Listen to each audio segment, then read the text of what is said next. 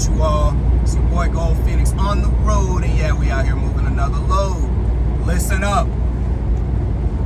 I'm sitting here thinking a little bit in my head about some events that occurred with my fleet manager, and the last load I did, I took a load,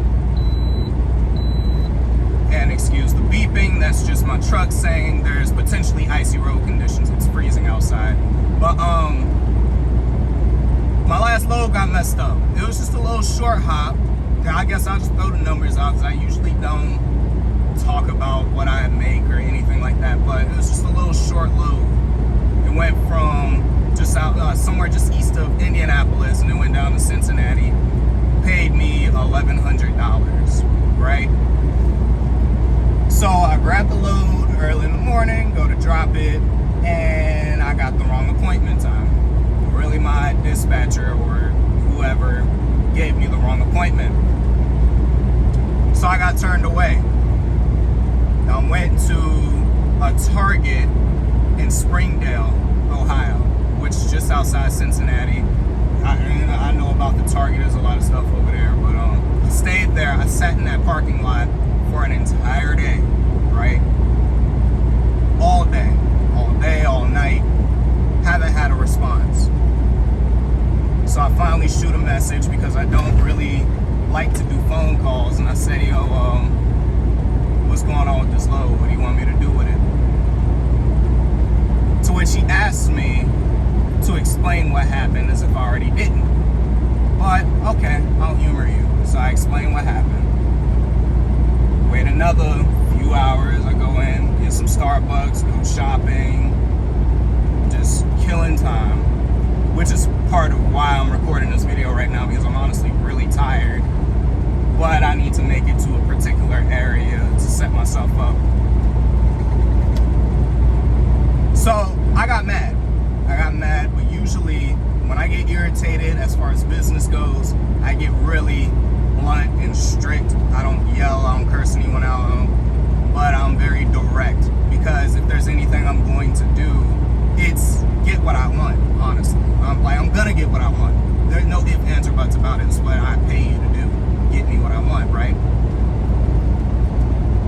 So essentially, what I ended up saying, in short, was that this all happened due to me following directions that I was given by you.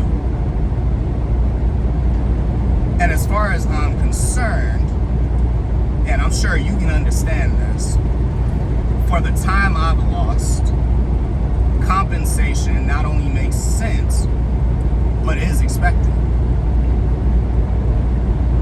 So of course that was understood. Fast forward, came up with a plan for the load. It ended up getting sold off to another company, so I ended up taking it to this other company's terminal in Ohio, which I'm not gonna go into detail about who it was. I can't tell you guys all that, but ended up getting sold off to another company, so I dropped it off over there. Ended up getting this load, which has a ridiculous deadhead because of all the extra work I had to do. From Cincinnati, I had to drive 130 miles out of the way to drop the load off with this other company.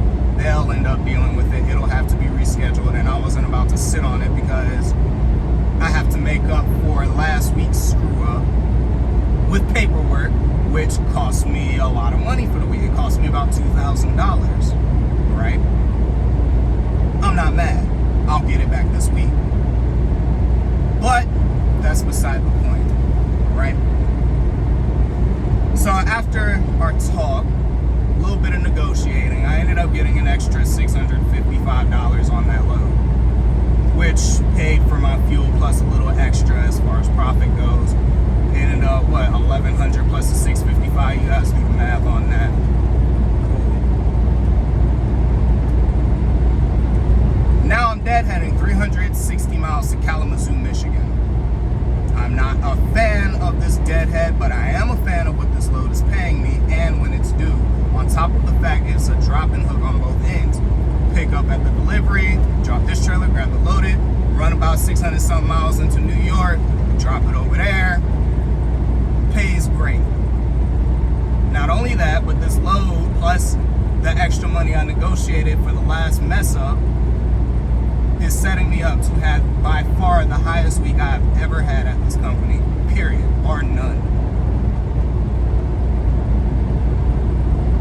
Basically, what I'm trying to get across to you guys is trucking is a very cutthroat industry. And if you allow yourself to be a pushover, they will screw you. They'll keep your detention money. They won't compensate you for inconveniences caused by their mistakes. You'll just keep the money. A closed mouth doesn't get fed, is basically what it comes down to.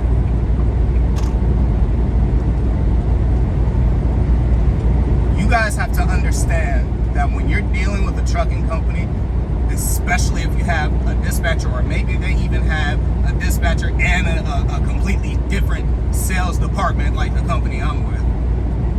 These are salespeople, and their goal is to sell you on the idea of doing something. And it may or may not work out in your favor, right? It could, but it also couldn't.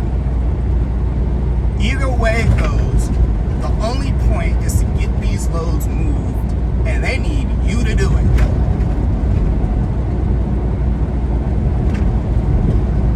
What my company doesn't seem to remember about me or realize about me is that my background is in corporate America, heavily. It's largely corporate. I was in sales. I understand the games. I understand the lingo. I understand the tricks. I know all of it. And I'll impart to you guys something I learned from my time in corporate America. When it comes to sales, there are two people that are very easy to sell something to, whether that's a product or an idea. Those two people are, one, somebody with no money, because frankly, they'll just finance anything if they can get away with that. They abuse their credit. We all know it. And so if I could get you to finance this, I make a little bit of extra because now you're getting tagged with interest, but you're just looking at the little low payment of $10, maybe $70-some a month or whatever. Not looking at the big picture, right? So basically a poor person, very easy to sell to. Take it from me. But number two, and this is what they don't tell you, the second easiest person to sell something to is in fact another salesperson. Who would have thought, right? It's extremely easy to sell something to another salesperson because their ego a lot of the time is bloated and they believe, oh, I'm a salesman, you're not gonna get me. They fall for it, hook, line, and sinker almost every time. I had to train my brain in a particular way to not fall for it. For one, I never liked sales, and I never liked the idea of having to screw anyone over to put money in my pockets. It just didn't sit well with my spirit, so I got away from it. But that doesn't mean I didn't take away all of the training, all of the meetings, all of the lessons I learned sitting in them offices and that big old rectangle table discussing ways to screw everybody over. I learned a lot. And one of the main things I learned is how to combat salespeople, because I'm not going to get got. And when it comes to dealing with my salesperson, who we call a dispatcher, you're not going to get me got. Even if he decides to be petty at times or mess my week up because he didn't like one thing I did, I'm going to get my money back one way or another. He knows that. It's rare he crosses me. He knows better. But you guys need to learn the same thing, especially if you're new.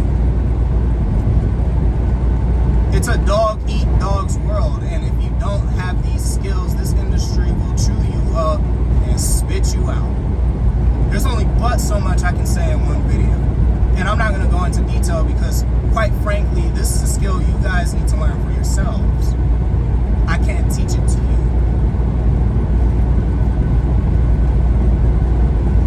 Learn how to sell something. Learn how sales works.